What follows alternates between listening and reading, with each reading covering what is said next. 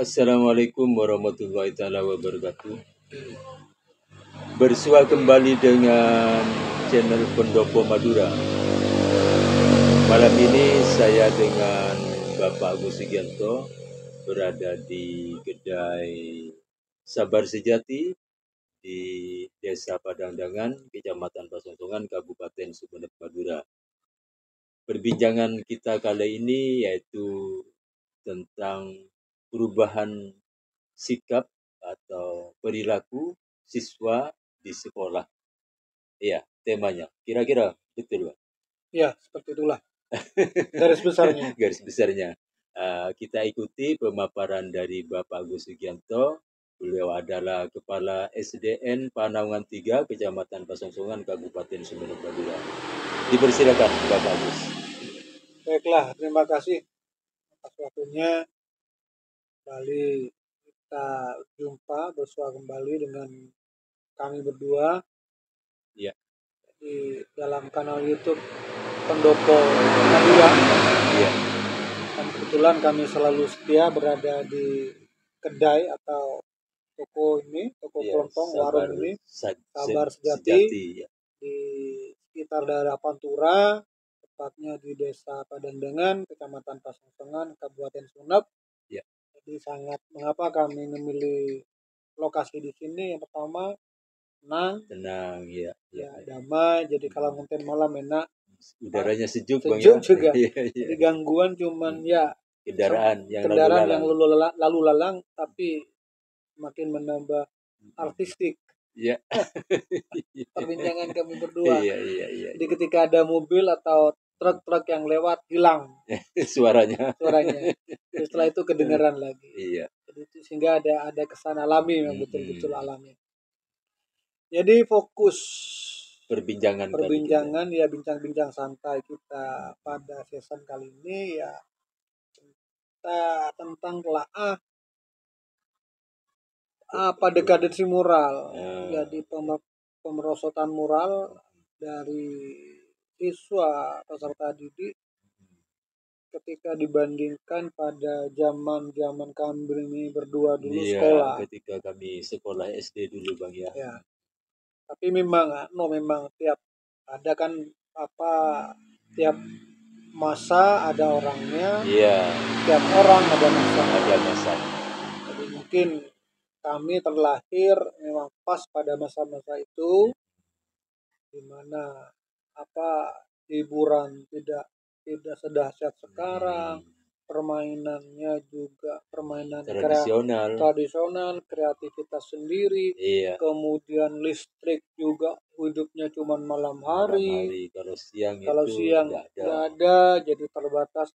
Televisi cuman adanya di satu kampung, cuman tinggal dihitung 1 atau 2. Iya. Kalau pun televisinya hitam putih, Bang. Televisinya hitam putih. Bahkan yang lebih dulu lagi televisinya cuman ada di kecamatan, di halaman kecamatan. Betul. Pakai tiang penyangga.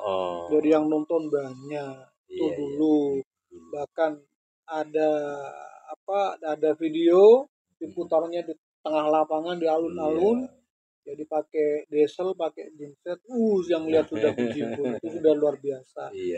Jadi sudah keberadaan teknologi, keberadaan juga faktor-faktor eksternal di sekitar anak juga ikut mempengaruhi. Betul. Mempengaruhi keberadaan moral dan etika. Jadi dulu orang tua memang sangat ketat. Betul. Dalam mendidik. Jadi pagi-pagi sekali setelah sholat subuh biasanya suruh ke surau dulu, langgar, ngaji. Setelah itu pulang sekitar jam 6. Iya. Baru luruskan sarapan, perlengkapan sekolah, baru berangkat ke sekolah. Setelah itu dari pulang sekolah sekitar jam 12 istirahat sebentar, 1:30 sekolah madrasah. Pulangnya dari madrasah itu ada kesempatan bermain sebentar juga, sekitar 4:30 sampai jam 5:30 atau jam 5. Mainnya cuma sebentar, bermain layangan, bermain kelereng dan permainan tradisional lainnya. Setelah itu menjelang maghrib ngaji lagi. Iya. Sampai ya pulang ngaji sekitar jadi jam 7, jam setengah 8. Ya. Jadi bergantung kalau murid atau santri di surau tersebut banyak, agak malam. Antrian ngajinya agak belakang, agak malam pulangnya sampai jam 9. Iya. Setelah itu baru punya kesempatan belajar sampai jam 10. Setelah itu kembali semula aktivitasnya. Jadi rutinitas itu bisa membentuk karakter. Betul. Karakter anak-anak pada tempo zaman saya dulu. Jadi waktunya sudah terstruktur seperti itu. Jadi kesempatan bermain cuma sebentar. Ya. Setelah itu juga kesempatan berkumpul dengan orang tua sangat banyak sekali. Setelah pulang ngaji, kumpul dengan orang tua. Iya. Dan aktivitas orang tua juga tidak terlalu banyak, kan.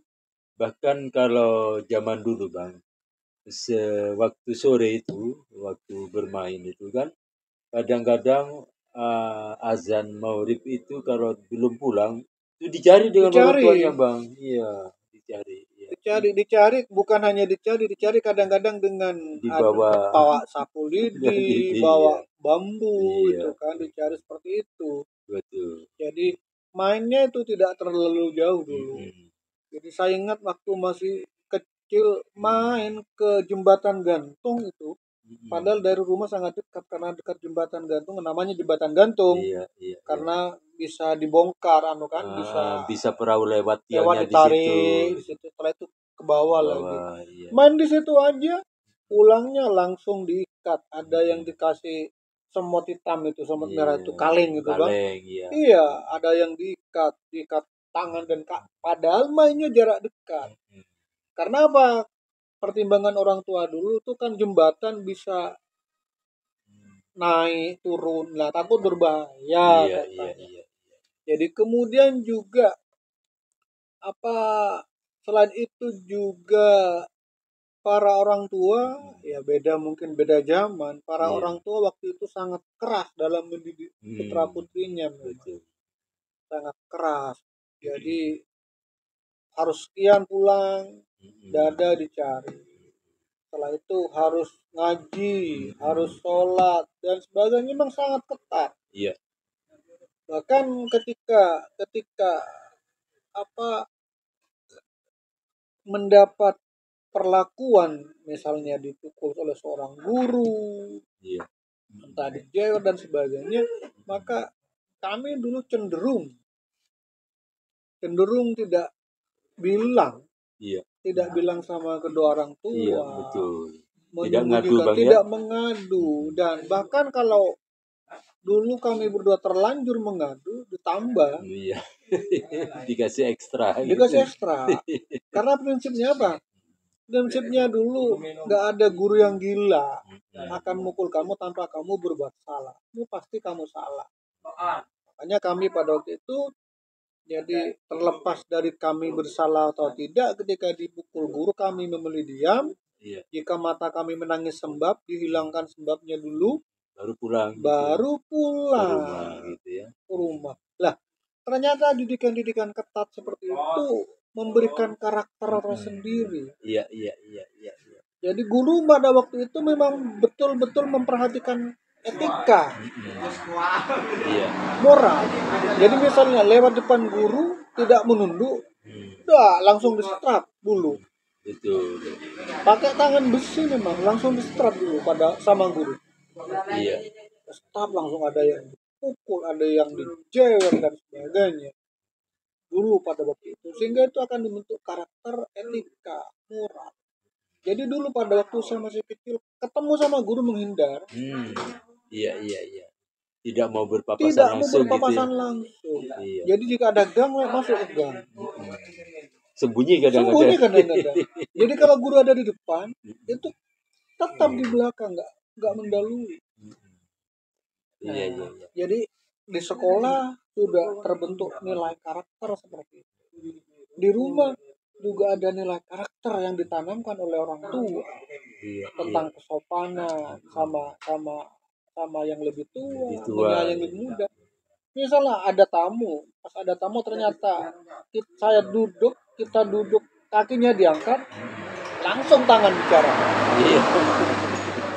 Iya, iya, iya, iya. Gak sopan. Karena apa? Karena kadang-kadang tamu itu juga ngerasa, wah anak itu ketika saya ke sana kakinya diangkat dan ternyata orang tuanya mendiamkan. Iya, iya. Jadi ada perasaan malu orang tuanya karena tidak bisa mendidik anaknya. Iya. Jadi di depan orang kadang-kadang langsung, sehingga anak tersebut kemudian tidak akan mengulangi hal serupa yang melanggar norma dan etika. Iya. Ingat betul. Jadi ketika ada misalnya ada apa dulu kan ada tamu, kemudian anak kebetulan nimbrung, dimarahi dulu. Betul kan, langsung disetrap. Masuk kamu ke dalam. Apalagi nimbrung bicara, langsung ditempelin. Karena ini bukan area, bukan forum kamu. Kamu anak-anak, nggak boleh nyeletuk. Iya. Iya kan, ingat kan? Iya, saya masih seperti ingat. Itu yang dulu. Memang apa moral dan etika dijaga betul. Nah, apalagi masih ingat saya ketika ngundang disuruh mengantarkan undangan surat, tapi bukan pakai undangan, pakai bahasa tutur kata. Nah, saya kebetulan disuruh ternyata kosakata bahasa Madura yang digunakan salah. Iya. Nggak hadir. Betul. Yang diundang nggak hadir. Kadang-kadang ada yang bilang, terus suruh pulang. Iya. Terus suruh belajar lagi. Tapi kadang-kadang ada juga yang begitu. Kadang-kadang dikasih tahu. Kadang-kadang kamu keliru bahasanya. Yang benar seperti ini. Ya bergantung karakter orang yang diundang. Kadang-kadang kan ada karakternya suruh terus. Setelah itu yang diundang itu akan cerita sama orang tuanya. Anak kamu aja hari gini. Iya. Jadi bukan ada rasa bangga bahagia ketika suruh ngundang. Deg-degan. Iya. Ada semacam ketakutan tersendiri. Jadi pulangnya setelah salim nggak boleh membelakangi. Harus jalan mundur. Jalan mundur nggak boleh membelakangi. Disuguhin minuman, kalau enggak disuruh nggak boleh langsung minum. Jadi banyak moral etika yang memang langsung diaplikasikan pada itu. Iya. Di rumah sudah dijaga, di masyarakat jaga, di ngaji juga dijaga moral dan etikanya. Iya. Di sekolah juga diperhatikan moral dan etikanya. Sehingga kemudian karena berkesinambungan antara kehidupan di rumah, di sekolah, di langgar, surau, termasuk juga ketika di masyarakat, ketika guru nggak segan untuk menegur, makanya kan terbentuk karakter. Iya. Terbangunlah karakter. Dari anak tersebut. Sangat terbangun. Karena masih saya SMP aja berpapasan dengan guru saya menghindar. Walaupun tidak bisa menghindar itu sembunyi. Bicara sama guru kita nggak pernah menatap mata guru. Iya betul. Harus nunduk. Nunduk terus. Jadi memang betul apa karena waktu itu karena waktu itu masih ada, yaitu kita masih ingat kan? Ada namanya PMP, pendidikan moral Pancasila. Ada memang kemudian dijabarkan dalam butir-butir Pancasila. Mana butir-butir Pancasila kelas 4 kita harus hafal di luar kepala. GBHN. Itu pasal-pasal di 445 harus hafal semua kan? Hafal semua, butir-butir Pancasila harus hafal semua anak-anak pada waktu itu kan. Jadi memang membentuk karakter. Iya. Dari pendidikan sekolah juga sudah dibentuk di situ lewat pelajaran-pelajaran yang ada. Masuk ke SMP kemudian dibekali dengan penataran P4. Iya. Selama 1 minggu kan? Iya. Digodok kembali tentang wawasan kegiatan menggala, pokoknya segala macam digodok kembali.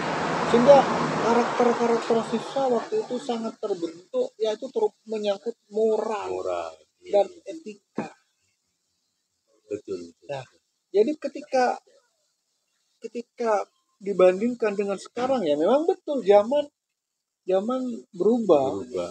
Zaman berubah, gempuran teknologi juga sangat luar biasa. Tapi ketika karakter sudah terbentuk, seberapa besar pun gempuran moral lewat budaya, lewat teknologi, pastinya kita tetap teguh pada karakter tersebut. Karena dalam jiwanya sudah terbangun sebuah karakter yang menurut tradisi itu adat istiadat yang berlaku di daerah setempat memang terus digalakkan lewat ya pelajaran mata pelajaran di sekolah, juga di tempat-tempat tempat mengaji, di madrasah apalagi. Iya. Nah, makanya sekarang sudah mulai terjadi pergeseran, maka sekarang pendidikan karakter ditonjolkan kembali, membentuk pendidikan berkarakter Pancasila, sekarang kan profil pelajar Pancasila. Nah, sudah digali kembali hal-hal yang pernah saya lalui tempo dulu. Jadi memang ada sedikit dikatakan pergeseran bisa juga. Iya. Apalagi dengan adanya perundang-undangan yang membatasi kan, sekarang kan kita tidak boleh memberikan sanksi hukuman gitu ya. Secara fisik kan tidak boleh. Jadi kita sanksi cuman sanksi untuk mendisiplinkan misalnya. Cuman disuruh lari misalnya cuma untuk menyehatkan, tidak boleh berlebihan. Jadi ketika sanksi-sanksi fisik itu kita bisa dikatakan melanggar HAM dan sebagainya. Nah, keadaan seperti ini, jadi keberadaan seperti ini sudah banyak kan di media sosial. Ketika seorang guru ada yang menyuruh siswanya untuk sholat duha nggak mau, kemudian terpaksa disiram pakai apa, udah berakhir di kantor polisi. Iya kan? Iya. Ada yang disuruh karena membuang sampah kemudian dijewer telinganya, berakhir di kantor polisi. Jadi banyak kejadian yang notabene si guru itu cuma akan mendidik moral dan etika, mendidik karakter. Tapi karena gara-gara perundangan ini melanggar HAM dan sebagainya, sehingga kemudian berakhir di kantor polisi. Nah, keberadaan ini kemudian membuat guru enggan, membuat guru apatis untuk mendidik karakter, memperbaiki karakter, mendidik moral dan etika siswa tersebut. Iya. Enggan karena dihadapkan pada undang-undang HAM dan sebagainya. Mukul sudah bukan zamannya mukul, beda dengan dulu. Didukul juga dilaporkan. Di sekolah sudah pendidikan karakternya tidak maksimal, sementara sampai di rumah pun kadang-kadang anak karena kesibukan dari orang tua, kan sekarang sudah zamannya kesibukan dari orang tua, anak-anak akhirnya menjadi kurang diperhatikan Bang, sehingga karakternya tidak terbangun. Akhirnya anak-anak terlalu lepas bermain game lewat smartphone Android dan semacamnya. Akhirnya yaitu kadang-kadang waktu asik-asiknya main game disuruh orang tuanya ya bentar katanya kan, bukan langsung. Makanya jadi keberadaan teknologi, keberadaan globalisasi media kita sebenarnya ikut mempengaruhi. Jadi bisa menyumbangkan juga hingga si anak lalai. Jadi juga bisa, bahkan terkadang yang lebih parah lagi, terkadang orang tua menyuruh anak tidak bermain game HP dan sebagainya, ternyata orang tuanya sendiri justru justru bergelut dengan HP. Anaknya justru tidak aman, tapi dia sendiri ini kan repot, dualisme juga. Akhirnya contoh-contoh yang tidak baik dari orang tua akhirnya menjadi contoh bagi anak tersebut, sehingga anak tersebut melakukan juga. Kadang-kadang anak-anak sekarang kan berpikirannya begitu, orang tua melakukan ini kok saya dilarang gitu kan, akhirnya anak-anak kadang protes bang gitu bang, kalau anak-anak zaman sekarang. Iya, berprotes memang.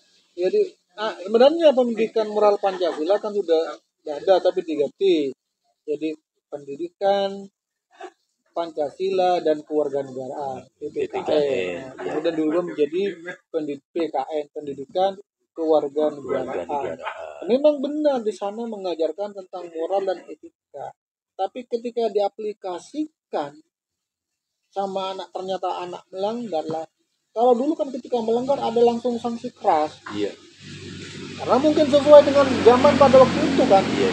Orang tua mendukung, keluarga mendukung. Ketika guru melakukan sanksi-sanksi keras, ya idem dengan kepada orang tuanya. Sama kan. Iya. Sekarang juga pendidikan moral Pancasila atau PKN juga ada. Iya. Tapi ketika ada pelanggaran, si guru enggan untuk melakukan sanksi. Karena takut dengan undang-undang itu, undang-undang perlindungan anak dan sebagainya. Sehingga kemudian karena tidak ada sanksi, maka pendidikan yang menekankan pada moral ya hanya pada slogan saja. Iya.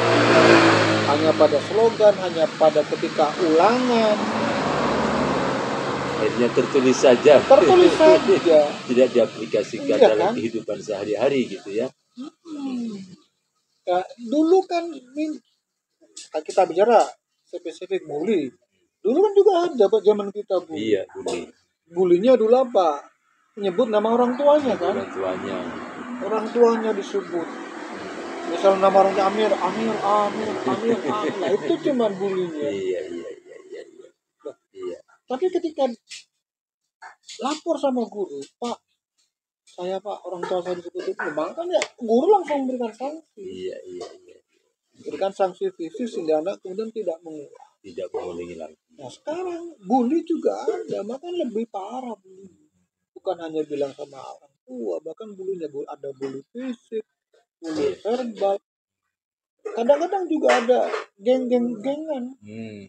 Iya. Di sekolah kan ada kan kemarin banyak kan satu geng pangkar, bahkan anak-anak yang katakanlah yang takut ada yang disuruh telanjang dan sebagainya, dipukul dan sebagainya.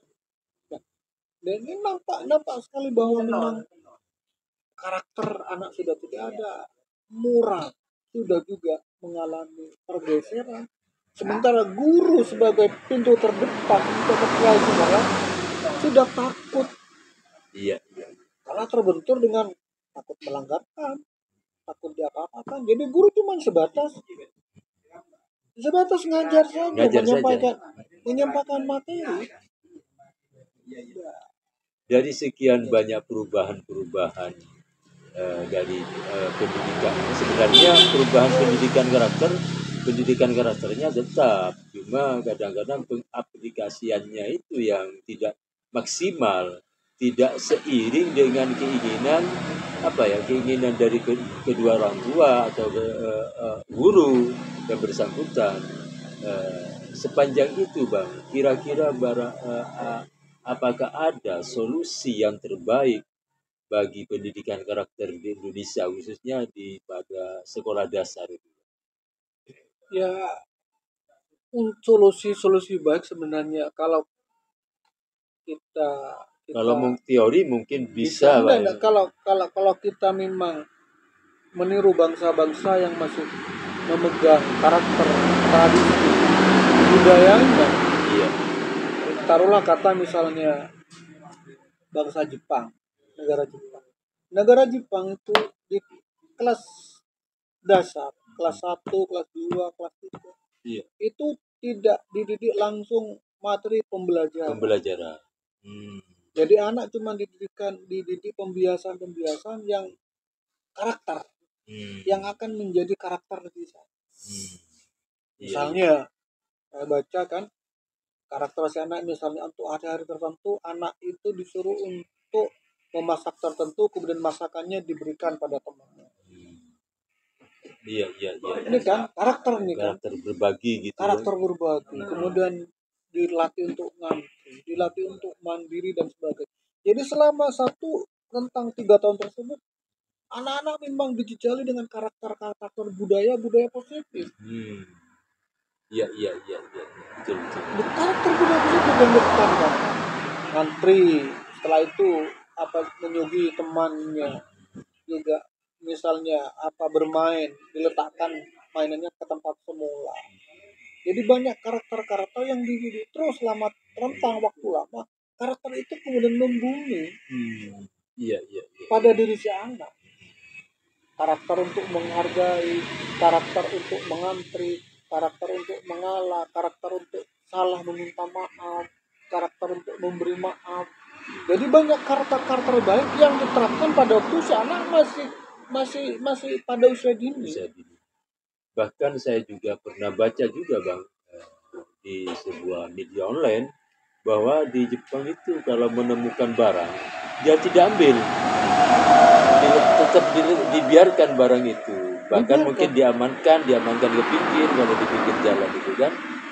Kalau ketemu dompet misalnya diamankan di pinggir jalan, tidak langsung diambil. Kalau kita kan anak-anak kita kan tidak seperti itu. Lah itu kan makanya karakter disiplin. Iya. Di Jepang itu Bang, di jalan tuh pasti ada payung gratis.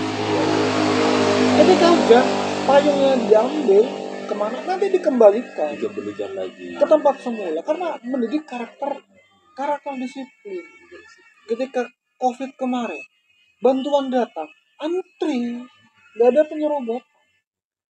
Nah, karakter seperti itu ketika dididik pada anak usia dini pasti akan terbangun di situ. Terbangun. Nah, ini kan saya kasih contoh 2 negara yang mendidik disiplin, satu dari ketatnya aturan, yang kedua karakter yang sudah mendarah daging.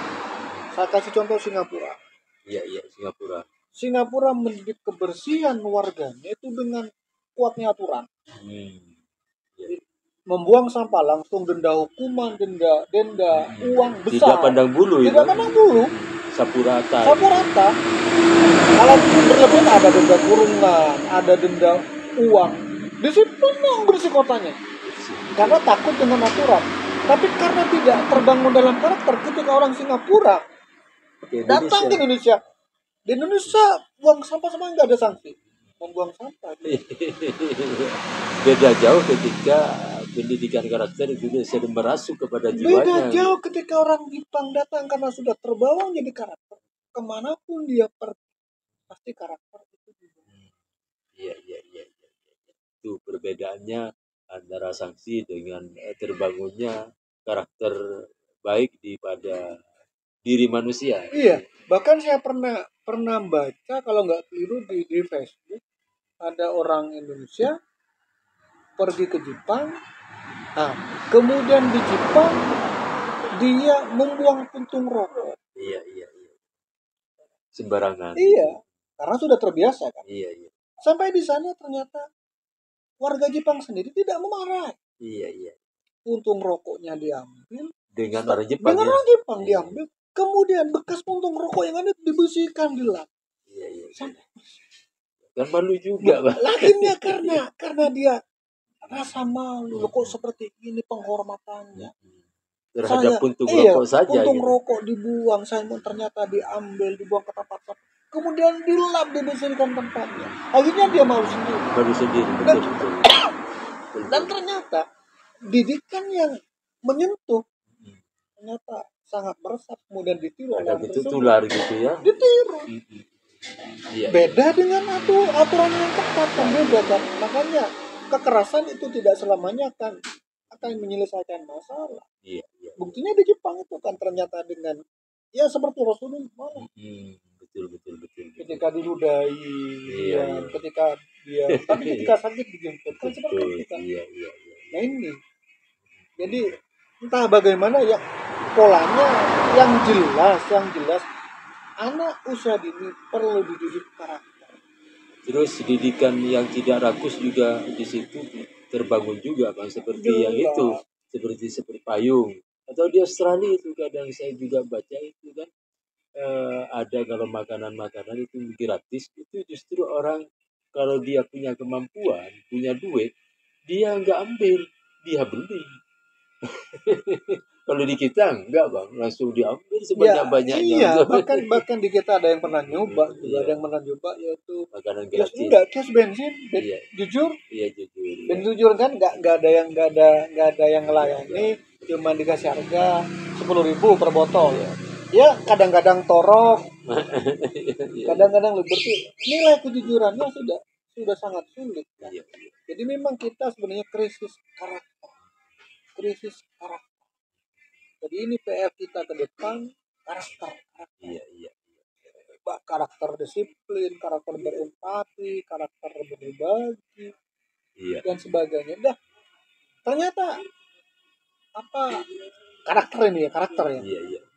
Ketika COVID kemarin, hampir di semua daerah, di semua kota, di semua kecamatan, banyak pasien COVID. Iya. Tapi ternyata ada satu daerah yang dibilang pendidikannya nggak sekolah tersebut. Iya. Ternyata COVID-nya 0. Jadi apa? Suku Baduy. Pedalaman itu yang ada di daerah Jawa Barat ya. Banten ya. Ternyata apa? Ditinjau dari segi pendidikan nggak sekolah. Bahkan tradisional semua. Distrik nggak masuk. Tapi kenapa? Karena karakter patuh di situ. Ketika ketua adatnya, ketua sukunya bilang warga Baduy yang di luar ketika COVID nggak boleh masuk. Warga Baduy yang ada di dalam nggak boleh keluar, jaga jarak, dipatuhi. Kenapa? Karakter terbentuk, padahal dia nggak pinter. Iya. Tidak ketika orang-orangnya pintar belum tentu ya. Karakternya kadang-kadang jelek gitu ya. Jadi kepandaian itu tidak berbanding lurus dengan tidak berbanding lurus, tidak menjamin moral dan etika itu kan baik. Akhlak orang baik. Ya buktinya ya udah nggak usah tanpa terdengar-dengar. Para koruptor kan ternyata rata-rata pendidikannya tinggi. Betul. Ternyata iya kan? Akhirnya merembes ke bawah. Akhirnya di tingkat masyarakat bawah itu akhirnya sudah dididik dengan orang-orang yang di pusat itu kan. Wow, ada di pusat dididik itu bisa, kenapa kita nggak bisa gitu kan? Ya, jadi perubahan moral dengan musibah yang terjadi hari ini ya, ini mungkin sudah buah yang kita panen karena memang pendidikan karakter sejak dulu memang lupa kita garap. Sekarang juga jadi anak-anak sekolah dasar, sekolah taman kanak-kanak, dia pandai membaca, orang juga bangganya setengah mati kan. Padahal TK, taman kanak-kanak atau kelompok urban itu bukan waktunya untuk berbaca, bukan waktu untuk ngeja dan sebagainya, waktunya untuk bermain. Untuk mendidik karakter si anak lewat permainan tentunya. Anak disuruh membaca, diajarin baca padahal belum waktunya. Itu saya tahu langsung dari seorang psikiater anak. Iya. Bilang seperti psikologi anak itu. Seperti itu ternyata. Bukan waktunya. Bahkan kelas 3 SD saja nggak boleh diberi PR. Iya. Terlalu membebani. Karena masih usianya untuk bermain. Bermain itulah kemudian sambil diberikan karakter. Bermain dengan temannya. Misalnya ketika jatuh sendiri, tidak menyalahkan teman. Jadi tidak gampang menyalahkan orang lain. Juga ketika kalah menerima kekalahan. Iya kan? Iya. berbesar hati. Nah, gitu. karakter seperti itu kan Jika tidak kadang-kadang ada. kalau ada temannya yang kesandung dan berdarah langsung ditolong. Iya. Jiwa-jiwa penolong gitu. Bukan diteriakin hore. Nah, itu. Iya, iya. Nah, karakter itu hilang yang pertama. Yang kedua, guru-guru yang akan mengarahkan pada karakter udah mulai takut karena batasan undang-undang tersebut. Iya, iya, iya. Untuk memperbaiki moral, untuk menghukum, mobil takut. Itu yang kedua. Terus yang ketiga, ditambah juga orang tua dengan kesibukannya sehingga dia hampir tidak ada waktunya untuk berinteraksi dengan anak, iya. menanyakan apa dan sebagainya. Terus yang ketiga, yang keempat juga lah media juga punya sumbangsi besar juga sehingga merusak karakter dia. Banyak kan di sinetron, di TV dan sebagainya, ada anak yang suka gini langsung ditiru, suka ini ditiru. Iya. Rambutnya gaya begini. Rambut gayanya langsung ditiru. Jadi memang gempurannya sangat luar biasa, Sehingga kecenderungannya saya melihat moral, etika anak-anak sekarang. Iya. Jadi, tapi apapun kita sebagai pendidik tetap harus semangat untuk memberikan pelajaran yang terbaik walaupun ada batasan terhalang kita dengan batasan-batasan dari undang-undang perlindungan anak. Bahkan belum lagi pengaruh narkoba. Iya, yang sudah sangat mengkhawatirkan. Iya kan, bahkan narkoba sekarang kan berbentuk permen dan sebagainya mengarah ke pangsa pasar anak. Bahkan tempo hari murid saya dulu berapa tahun, 8 tahun ada yang sudah pakai mele. Yang ngisep iya. Ada yang seperti itu. Ada yang pakai kopi. Lah ini karena apa? Karena dia tahu lewat sosial media dan sebagainya. Betul. Itu ternyata ingin nyoba. Belum lagi keteledoran para orang tua.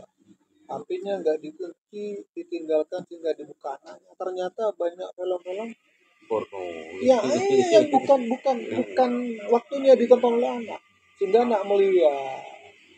Jadi, ya Allah. Jadi sangat memang pergeseran ini memang ada beberapa penyebab. Semuanya ternyata juga ikut andil di dalam. Sehingga ketika hanya satu segmen saja, katakanlah satu orang saja, satu